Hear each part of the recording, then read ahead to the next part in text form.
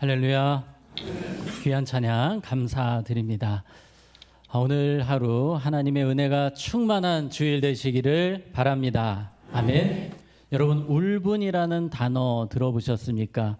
우리나라 많은 사람들이 이 울분의 감정이 있다고 합니다. 뜻을 보면 답답하고 분함 또는 그런 마음, 이 사회적 질병이라고 할 수 있겠습니다. 사회의 부조리, 또 사회의 안타까운 모습들을 보면서 속상하고 이것이 마치 화병처럼 되는 이 마음의 병, 바로 이것이 울분이라고 합니다. 우리나라 사람 중에는 주로 20대가 이 울분이 심각하다고 합니다. 취직이 잘 되지 않고 또 직장에서 무시를 당하고 그런 과정 속에서 이런 울분의 감정이 심해진다라는 보고가 있습니다. 어떤 서울대에서 설문조사를 했는데 우리나라 사람 58.2%가 이 울분, 지속적인 울분감을 느끼고 있다고 합니다. 독일과 비교했을 때 6배라고 합니다. 우리나라가 지금 많이 힘들다는 이야기입니다. 아마도 여러분 한 주를 살아오시면서 답답하고 뭔가 서운한 마음, 힘든 마음, 여러 가지 상처, 이러한 마음 가운데 이 자리에 오신 분들 계실 것입니다. 우리 하나님은 어떤 분이십니까? 나는 너희를 치료하는 여호와임이라. 아멘. 오늘 하나님은 이 예배를 통해 여러분의 아픈 마음, 답답한 마음을 고쳐주시고 하나님께서 새롭게 하실 줄로 믿습니다. 오늘 저는 마음에 대해서 이야기를 하려고 합니다. 하나님은 우리가 마음을 잘 지켜야 된다라고 말씀하세요. 잠언 4장 23절에 보면 모든 지킬 만한 것 중에 우리가 지킬 만한 것들이 많이 있습니다. 건강 지켜야 되고 재산 지켜야 됩니다. 인간관계 지켜야 됩니다. 그런데 제일 지켜야 되는 것 무엇이라고 합니까? 마음입니다. 마음에 무엇이 있습니까? 생명이 있기 때문입니다. 마음이 무너지면 마치 생명을 잃은 사람처럼 방향 없이 목적 없이 살게 되고 삶이 피폐해질 수 있기 때문입니다. 우리 주님은 오늘 이 예배를 통해 우리의 마음을 새롭게 하기를 원하십니다. 또 우리가 마음을 잘 지키는 삶을 살기 원하십니다. 오늘 성경에는 마음이 아프고 힘들고 그리고 마음병 때문에 평생을 비참하게 사는 사람의 이야기를 드리려고 합니다. 그 사람의 이름은 사울 왕이었습니다. 오늘 성경 사무엘상 18장은 사울 왕과 다윗이 블레셋 전쟁에서 이기고 지금 개선 장군이 되어서 돌아오고 있는 상황을 보여줍니다. 기분이 너무 좋겠죠. 한쪽에서 막 다윗도 이러고 있고 사울 왕도 이러고 있고 사람들이 박수를 치고 환호성을 지르는 그런 장면을 생각하시면 되겠습니다. 이 사울 왕이 어떤 사람입니까? 남들보다 키도 크고 잘생기고 인기가 아주 많은 왕이었습니다. 사울이 가는 곳마다 항상 오빠 부대가 따라다녔습니다. 그런데 사울만큼 지금 누가 인기가 올라가고 있습니까? 다윗이 골리앗을 이긴 뒤로 다윗이 지금으로 말하면 실시간 검색어 1위가 계속되고 있습니다. 많은 사람들이 다윗을 좋아합니다. 이 두 사람이 같이 손을 들고 이렇게 백성들에게 이러고 있는데 그때 역시 오빠 부대가 튀어나옵니다. 그 이야기가 6절입니다. 우리 같이 읽겠습니다. 무리가 돌아올 때 여인들이 이스라엘 모든 성읍에서 나와서 노래하며 춤추며 소고와 경세를 가지고 왕 사울을 환영하는데 평소대로 이 오빠 부대가 사울을 향해서 소리를 지릅니다.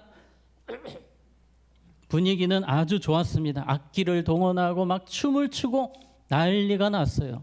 사울이 여기까지는 아주 좋았습니다. 그런데 7절 여인들이 뛰놀며 노래하여 이르되 사울이 죽인 자는 무엇이요? 천천히요 다윗은 만만이로다 한지라. 한번 이 상황을 재현해보는 시간을 갖도록 하겠습니다. 여러분 졸리실 수 있기 때문에 여기 이쪽은 사울은 천천, 위에 성가대 다윗은 만만. 할 수 있으시죠? 자, 한번 가보겠습니다. 여기 사울은 천천, 다윗은 만만. 자, 시작합니다. 사울은 천천, 다윗은 만만. 사울은 다윗은 네, 오늘 성가대가 아주 잘하셨습니다. 네. 이렇게 막 정신없이 막 이야기가 들리는데 처음에는 사울 왕이 막 신나가지고 같이 박수를 쳤어요. 근데 치다 보니까 기분이 이상합니다. 뭐 이게 뭐지? 뭐 느낌적인 느낌, 뭔가 나를 비난하는 것 같기도 하고 막 마음이 이상한 거예요. 천천만만 이 단어는 사울이 죽인 자는 수천 명, 다윗이 죽인 자는 수만 명, 10배가 차이 납니다. 상당히 기분 나쁠 수 있는 표현입니다. 그런데 이 만만이라는 단어가 히브리 사회에서 이 당시에는 우두머리, 큰 용사를 칭할 때에 만만이라는 단어를 썼다고 합니다. 그러니 이 사울은 아무것도 아니고 다윗은 진짜 우두머리 같다, 찐 용사다, 이런 표현이라고 볼 수 있겠습니다. 사울 왕의 기분이 너무 나쁩니다. 우리가 그 자리에 있었다 할지라도 우리도 기분이 나쁠 수밖에 없겠죠. 저는 이 성경을 읽을 때마다 이 여인들 참 너무하네. 왜 이런 비교를 했을까? 우리가 살아가면서 절대 하지 말아야 될 것 무엇입니까? 비교하는 겁니다. 여러분 절대 자녀들에게 또 배우자에게 비교하는 단어를 쓰지 마시기 바랍니다. 큰 상처가 됩니다. 이렇게 비교하는 이 현장, 너무나도 사울의 마음이 무너집니다. 사울의 마음을 후벼 파는 이야기들입니다. 그런데 우리의 삶에도 이런 일은 많이 일어납니다. 왜 그렇게 여러분의 마음을 누가 후벼 팝니까? 왜 자꾸 상처를 주는 겁니까? 이것이 바로 우리가 사는 세상입니다. 죄인들이기 때문이에요. 실수하기 때문입니다. 오해가 있기 때문입니다. 그래서 자꾸 상처를 주고받으며 우리는 살아갑니다. 이러한 세상 속에서 하나님은 말씀하세요. 너희들 무엇을 지켜야 한다? 마음을 지켜야 한다. 어떻게 하면 우리가 상처 주고받는 이 세상 속에서 마음을 잘 지킬 수 있을까요? 오늘 세 가지를 살펴보겠습니다. 첫째입니다. 따라해 보겠습니다. 마음을 지키기 위해 해석을 잘해야 합니다. 네, 해석을 잘하시기 바랍니다. 자, 8절입니다. 사울이 그 말에 불쾌하여 기분 너무 나빠요. 심히 노하여 이르되 다윗에게는 만만을 돌리고 내게는 천천만 돌리니 그가 더 얻을 것이 나라 말고 무엇이냐 하고 이 사울 왕의 얼굴이 막 울그락불그락 하면서 해석을 합니다. 이 여인들의 이야기를 해석하기를 다윗이 곧 내 나라를 빼앗겠구나, 내 자리를 빼앗고 다윗이 왕이 되려 하는구나, 이렇게 해석을 하는 겁니다. 지금 다윗은 어린 소년입니다. 왕에 대해 관심 없습니다. 그런데 사울은 착각하고 있습니다. 다윗이 나쁜 놈, 내 자리를 빼앗을 놈 하면서 씩씩거리고 있습니다. 생각하면 생각할수록 화가 치밀어 오릅니다. 우리도 때로 살아가면서 누군가에게 상처를 받을 때에, 오해하는 말을 들었을 때에 해석을 잘못하는, 그래서 마음이 더 힘들어지는 경우들이 있습니다. 여러분, 사울은요, 이 상황에서 이렇게 해석할 수 있습니다. 그래, 내가 조금 기분 나쁘지만 다윗은 그래도 이 나라를 구한 영웅 아닌가? 다윗이 없었다면 나도 없었다라는 생각을 하면서 그래, 다윗은 고마운 사람이야. 한번 따라해 보겠습니다. 고마운 사람이야. 감사한 일이야. 네, 우리는 그런 단어를 쓰고 긍정적으로 해석할 수 있어야 합니다. 가토다이조라는 심리학 교수님이 계십니다. 이분이 쓰신 책이 비교하지 않는 연습이라는 책을 쓰셨습니다. 이 책에 보면 한 청년이 나옵니다. 실제로 일본에서 있었던 일입니다. 입사를 했습니다. 그리고 하루가 지났는데 이 청년이 원하는 만큼 실적을 내지 못한 겁니다. 기분이 나쁩니다. 난 왜 이렇게 일을 못할까? 자책합니다. 비관합니다. 그리고 입사한 지 3일 만에 감기에 걸려서 결근을 하게 됩니다. 집에서 자신의 신세를 한탄합니다. 일도 못하는데 몸까지 안 좋다니 이래가지고 내가 뭘 살겠나? 안타까운 것은 입사 4일째 되는 날 지하철에 투신하게 됩니다. 너무나도 안타까운 청년의 이야기입니다.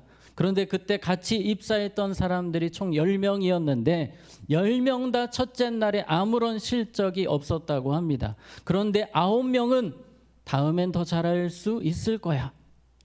나는 능력이 있으니까 다음엔 더 인정받자. 이런 긍정적인 해석을 했는데 그 청년은 그렇지 못한 것입니다. 그래서 이 저자는 이렇게 이야기합니다. 따라해 보겠습니다. 사실보다 중요한 것은 해석이다.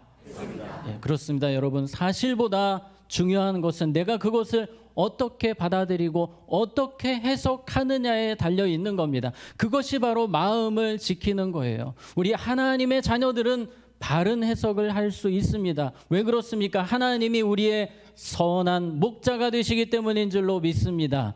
우리는 하나님을 생각하면 때로 상처를 받는 말 앞에서도 하나님 안에서 잘 해석할 수 있는 사람들입니다.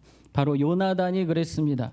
요나단은 이 다윗을 보면 사실은 기분이 나빠져야 되는 사람 중 한 사람입니다. 왜냐하면 사울도 인기가 많았지만 사실은 사울보다 요나단이 아들 아닙니까?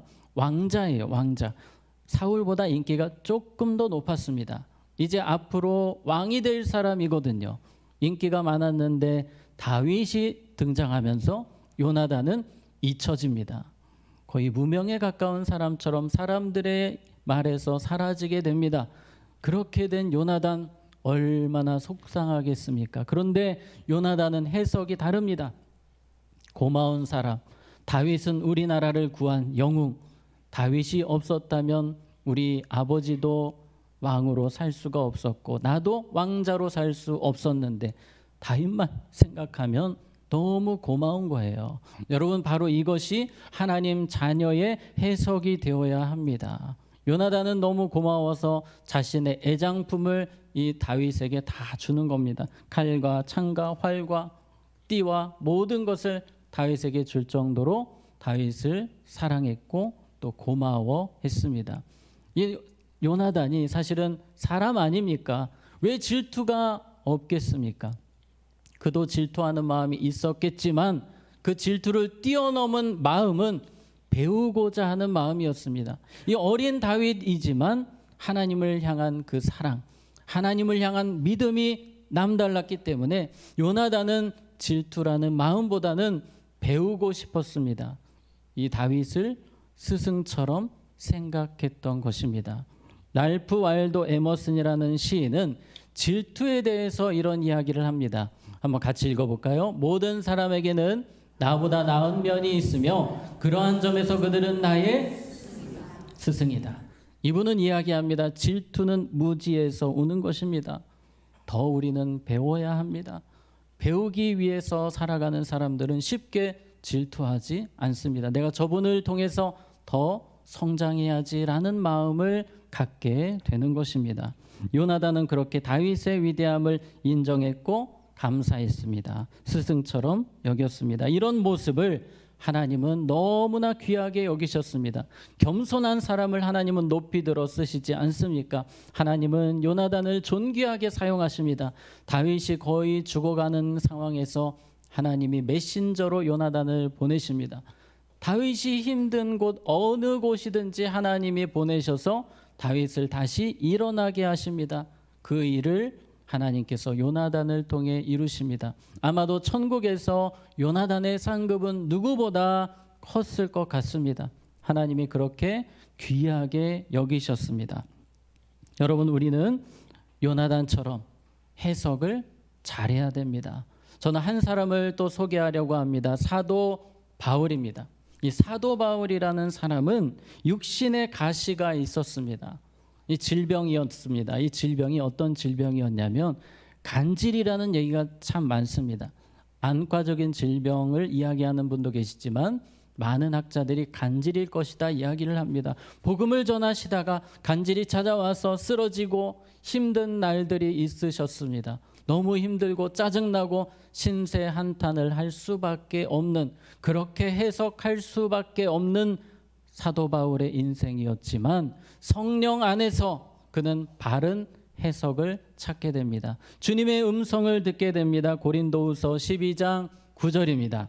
나에게 이르시기를 내 은혜가 내게 조카도다. 우리 같이 읽겠습니다. 이는 내 능력이 약한 데서 온전하여 짐이라 하신지라. 그러므로 도리어 크게 기뻐함으로 나의 여러 약한 것들에 대하여 자랑하리니 이는 그리스도의 능력이 내게 머물게 하려 함이라. 아멘. 지금까지는 육신의 가시가 원망과 불평, 신세 한탄의 해석을 만드는 이야기였다면 이제부터는 성령 안에서 해석이 바뀌었습니다. 나는 이 육신의 질병으로 주님을 더 사랑하게 되었습니다. 육신의 질병으로 더 기도하게 되었습니다. 그래서 주님이 더 위대하게 쓰시는 사람이 되었습니다. 그 하나님을 찬양합니다. 하나님 감사합니다. 해석이 성령 안에서 바뀐 것입니다.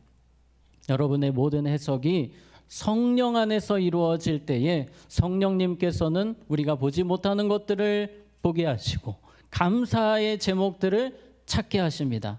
날마다 그러한 은혜가 성령 안에서 있으시기를 축복합니다. 자, 두 번째입니다. 따라해 보겠습니다. 마음을 지키기 위해 집중을 잘해야 합니다. 네, 집중을 잘해야 됩니다. 사울 왕의 모습 다시 봅니다. 9절입니다. 그날 후로 사울이 다윗을 뭐하였더라? 주목하였더라. 여기서 주목했다는 것은 집중했다는 겁니다. 계속 다윗을 쳐다봅니다. 미움과 분노의 눈으로 다윗을 쳐다봅니다. 이때 사울은 누구를 바라보아야 했습니까? 하나님을 바라보아야 했습니다. 하나님, 제가 질투가 납니다. 제 마음이 힘듭니다. 하나님 도와주세요. 그렇게 나갔어야 되는데 사울 왕은 하나님을 찾지 않고 다윗에게만 집중합니다. 계속해서 다윗을 째려보고 있습니다. 10절입니다. 그 이튿날 하나님께서 부리시는 악령이 사울에게 힘있게 내림에 그러한 마음밭에 악한 영이 강하게 역사했다라고 이야기합니다. 그런데 조금 난해한 구절입니다. 하나님께서 부리시는 악령이라는 표현 여러분 보셨을 겁니다. 하나님께서 악령을 파송하신 그런 이야기가 아닙니다. 이 구절의 핵심은 하나님께서 은혜를 거두셨다는 겁니다. 지금까지는 하나님이 사울의 주변에 두루마기를 치듯이 보호의 울타리를 치셔서 악한 영이 역사하지 못하게 하셨다면 하나님이 그 은혜를 거두어 가신 겁니다. 우리의 삶도 그렇습니다. 마귀가 여러분을 어떻게든지 마음을 빼앗으려고 믿음을 무너뜨리려고 하지만 그렇지 못한 것은 하나님이 은혜의 울타리로 우리를 치고 계시기 때문인 줄로 믿습니다. 그런데 우리의 마음밭이 문제가 생기면 사탄이 역사할 수 있다는 겁니다. 마음밭을 우리가 잘 가꿔야 합니다. 때로 상처를 받는 말로 우리의 마음밭이 무너질 때가 있습니다. 저는 밭을 생각하면 해바라기가 떠오릅니다. 해바라기 사진을 한번 보시면 이 해바라기가 이 토양 정화 식물이라고 합니다. 이 토양이 때로 쓰레기로 인해서 중금속으로 인해서 오염되는 일이 많이 있지 않습니까? 그런데 그 땅에 해바라기를 이렇게 심어 놓으면 이 해바라기가 그 오염된 땅을 정화를 시킨다고 해요. 대단한 식물 아닙니까? 오늘 왠지 해바라기 하나씩 사가야 될 것 같은 느낌이 듭니다. 정말 좋은 식물입니다. 해바라기 씨유, 또 해바라기가 토양을 변화시킨다는 그런 보고가 있습니다. 그래서 많은 나라들이 해바라기에 집중을 하고 있습니다.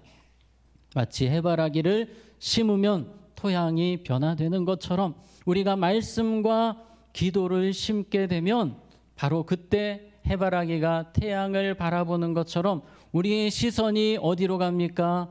주님께로 향하게 되는 것입니다. 마음이 아프고 힘들 때 기도와 말씀으로 심으셔서 여러분의 토양을 갈아엎으시기 바랍니다.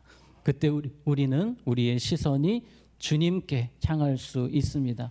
사람에게 향하던 그 서운하고 안 좋은 마음들이 주님께 향하게 되는 것입니다.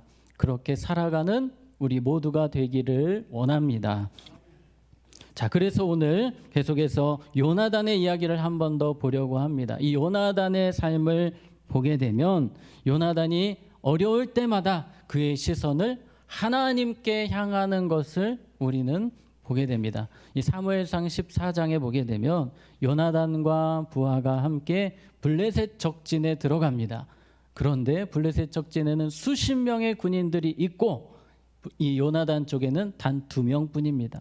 근데 요나단은 담대합니다. 시선이 누구에게 있기 때문입니까?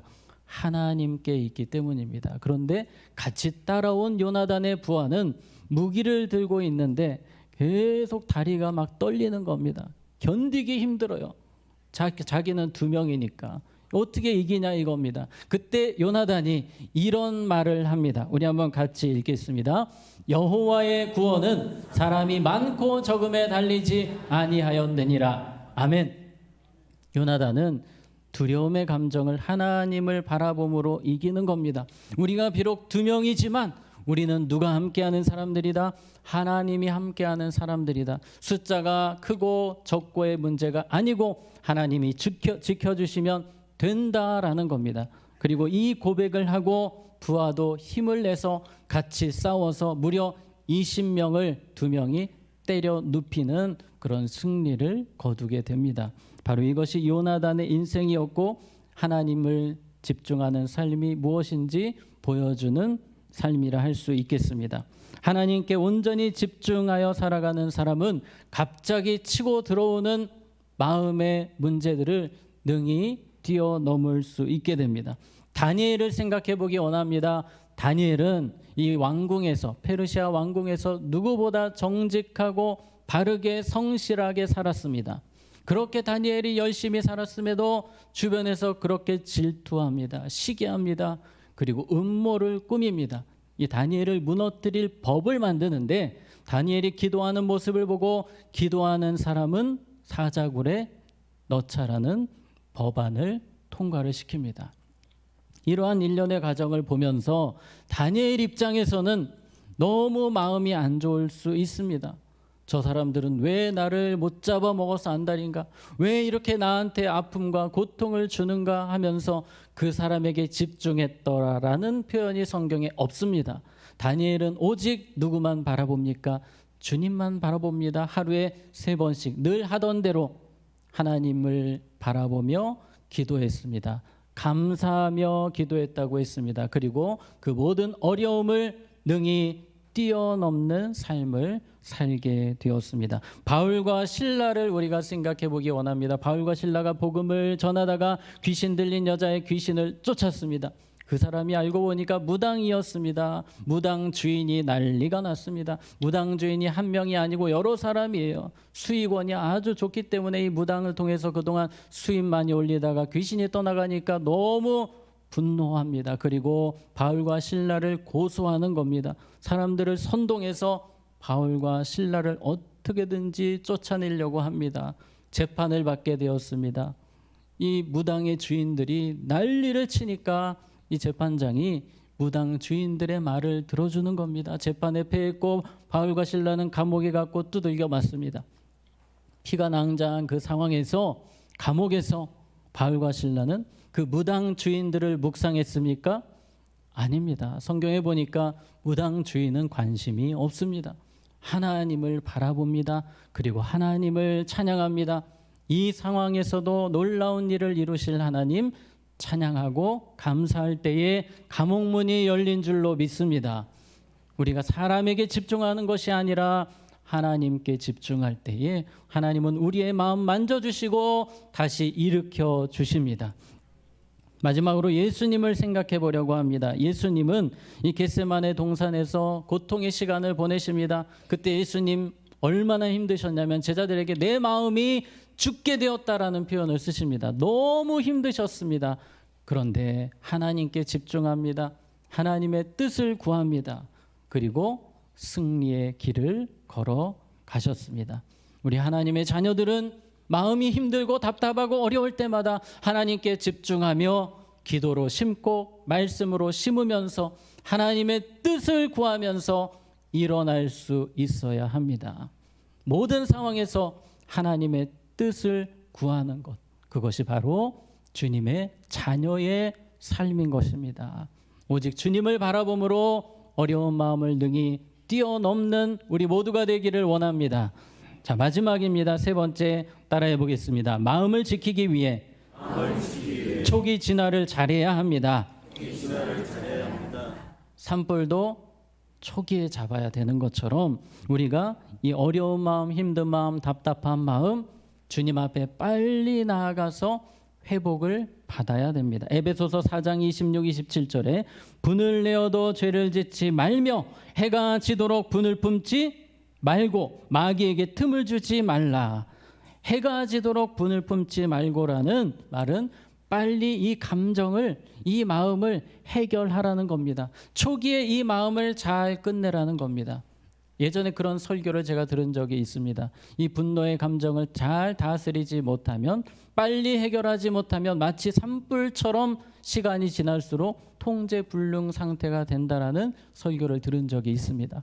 여러분, 이 분노의 감정뿐만 아니라 우리의 마음의 여러 가지 아픈 마음들, 답답한 마음들 주님 안에서 더 빠르게 기도로, 말씀으로 해결하시기를 바랍니다. 엘리야의 경우가 그랬습니다. 엘리야는 이세벨 여왕의 협박 앞에서 두려워합니다. 그리고 누워 있는 거예요. 기도 안 합니다. 근데 시간이 지날수록 더 깊은 곳으로 들어갑니다. 마치 지하 100층까지 내려갈 정도로 엘리야의 상황이 더 안 좋아지게 됩니다. 초기에 잡지 못했기 때문입니다. 우리의 마음이 힘들 때마다 빠르게 주님 앞에 달려오는 우리가 되어야 할 것입니다.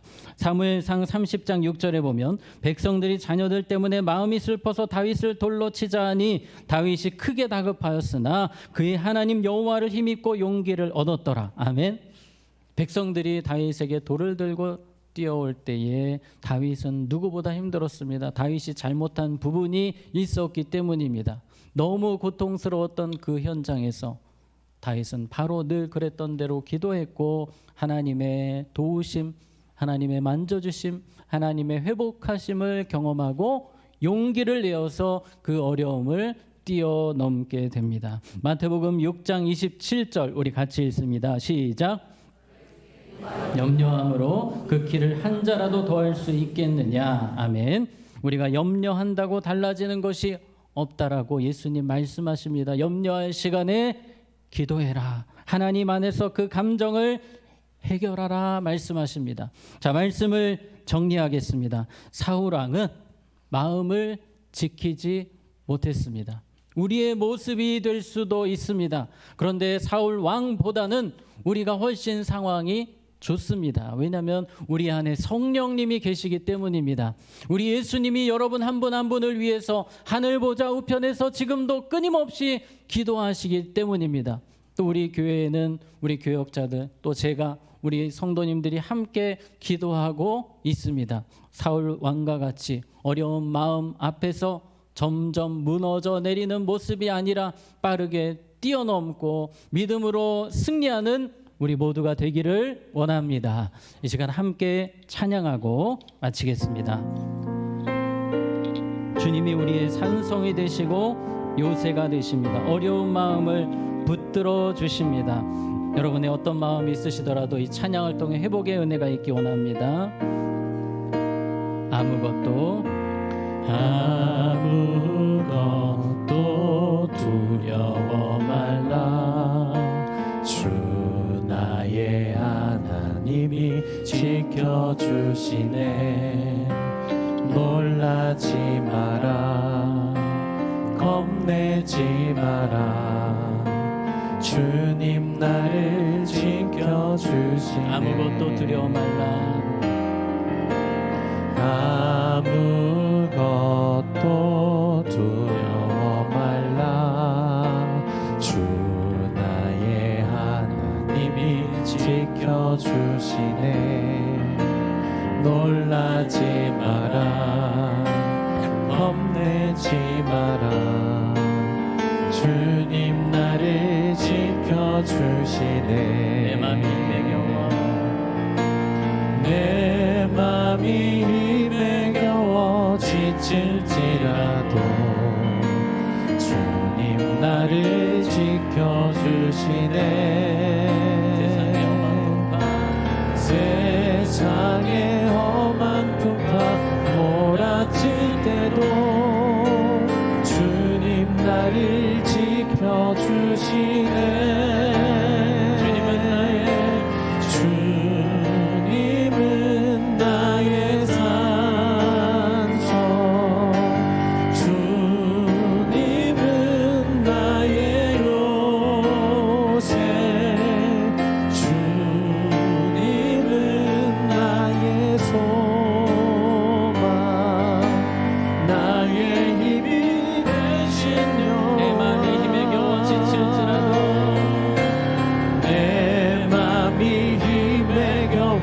지칠지라도 주님 나를 지켜주시네. 세상의 험한 풍파 몰아칠 때도 주님 나를 지켜주시네.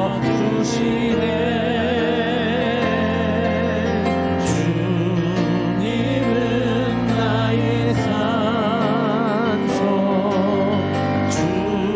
주님은 나의 요새, 주님은 나의 소망, 나의 힘이 되신 여호와. 우리 주님은 여러분의 마음을 만져주기 원하십니다. 고쳐주기 원하십니다. 세임 주시기 원하십니다. 이 시간 우리 기도할 때에 하나님, 제 마음이 어렵습니다. 누구 때문에 제 마음에 상처가 있습니다. 이 감정이 잘 해결되지 않습니다. 성령님 도와주시옵소서. 내 마음을 붙들어 주시옵소서. 사울과 같이 넘어지지 않고 믿음의 선배들처럼 하나님 안에서 이 마음이 회복되고 내 마음이 치유되기를 원하고 내가 내 마음을 잘 지킬 수 있기를 원합니다. 특별히 우리 사랑하는 자녀들 마음을 주여 지켜주시옵소서. 이 시간 우리 주님의 이름 한번 부르고 기도합니다. 주여, 하나님 아버지, 오늘 주신 말씀 붙들고 믿음으로 나아갑니다. 성령님 도와주시옵소서. 우리의 마음을 치료하여 주시옵소서. 하나님의 마음으로 우리의 마음을 변화시켜 주시옵소서. 강하고 담대하게 하여 주시옵소서. 오직 성령의 능력으로, 성령의 능력으로 우리의 심령을 새롭게 하여 주시옵소서. 주님 안에서 잘 해석하게 하시고 하나님 바라보게 하시고 잘못된 감정을 빠르게 처리할 수 있도록 하나님 도와주시옵소서. 하나님 역사하여 주시옵소서. 우리를 도와주시옵소서. 성령 하나님, 우리를 다시 한 번 더 성령의 능력으로 붙들어 주시기를 원합니다. 하나님, 사울과 같이 연약한 마음대로 살지 않게 하시고 주님 주시는 마음으로 승리할 수 있도록 하나님 우리를 도와주시옵소서. 우리를 붙들어 주시옵소서. 하나님 역사하여 주시옵소서. 성령 하나님 은혜를 베풀어 주시기를 간절히 기도합니다. 하나님 아버지, 우리의 마음이 연약합니다. 쉽게 상처받습니다. 요동합니다. 우리를 붙들어 주시옵소서. 우리의 연약한 마음 치료하여 주시고 강하게 하여 주시옵소서. 일주일을 살아갈 때에 하나님 우리의 마음 지켜주시고 우리 사랑하는 자녀들의 마음을 지켜주시옵소서. 주님 안에서 잘 해석하게 하시고 하나님 바라보게 하시고 잘못된 감정 있다면 빠르게 주 안에서 해결받게 하여 주시옵소서. 예수님 이름으로 기도하옵나이다. 아멘.